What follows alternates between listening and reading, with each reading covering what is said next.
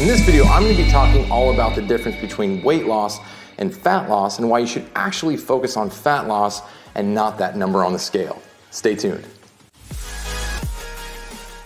Hey guys, what's going on? Shane at Shane Hubbard Fit. If you're new to my channel and you've never been here before, or maybe this is the first video you've watched, I'd really appreciate it if you hit that subscribe button so you can get more notifications when I put out a new video. And don't forget to hit that bell as well so that you get an email letting you know, hey, Shane put a new video up on YouTube.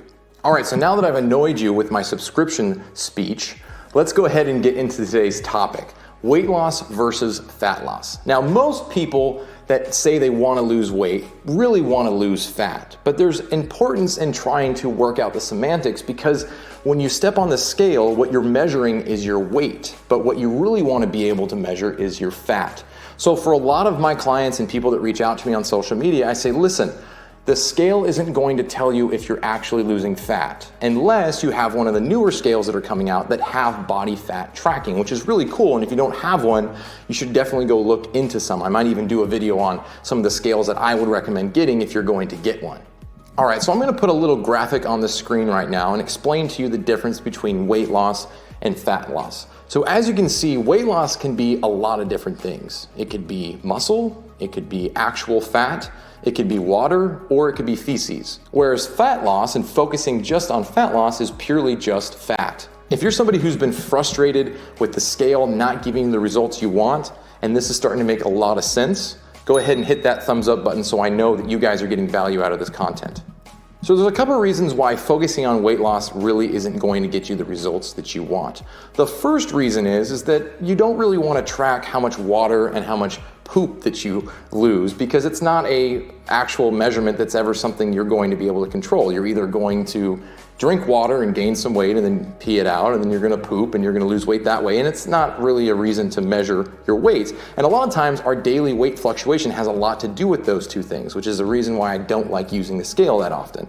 The other reason is you don't want to lose muscle mass. Muscle mass is probably the most beneficial tool, the beneficial part of tissue in your body for burning calories, specifically fat calories, because it raises your metabolism and helps you burn more calories when you're just sitting around watching TV or hanging out. So because losing weight can really mean a number of things, it's really not beneficial to measure your weight as much as it is to measure how much fat you've lost. If you're somebody who's been frustrated with the scale and you want to start focusing on losing fat and not losing weight, let me know about what you are currently doing right now in the comments section below. All right, so now I want to talk a little bit about the difference between weight loss and fat loss when it comes to how you measure it. So it is possible to lose fat but not lose weight. What? Now you're probably thinking, how is that possible?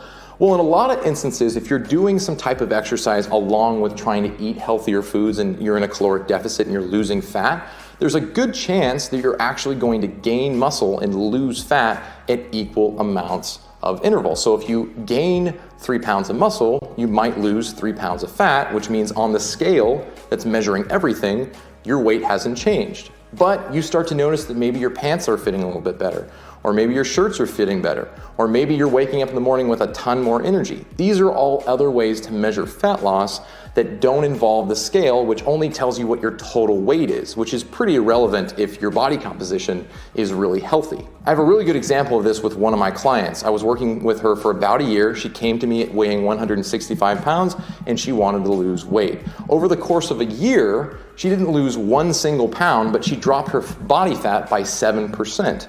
Now, the reason why this happened is because she hadn't strength trained or done any type of exercise before, so she pretty equally gained muscle and lost fat at the same time. And it took me a little while to convince her that something was actually improving.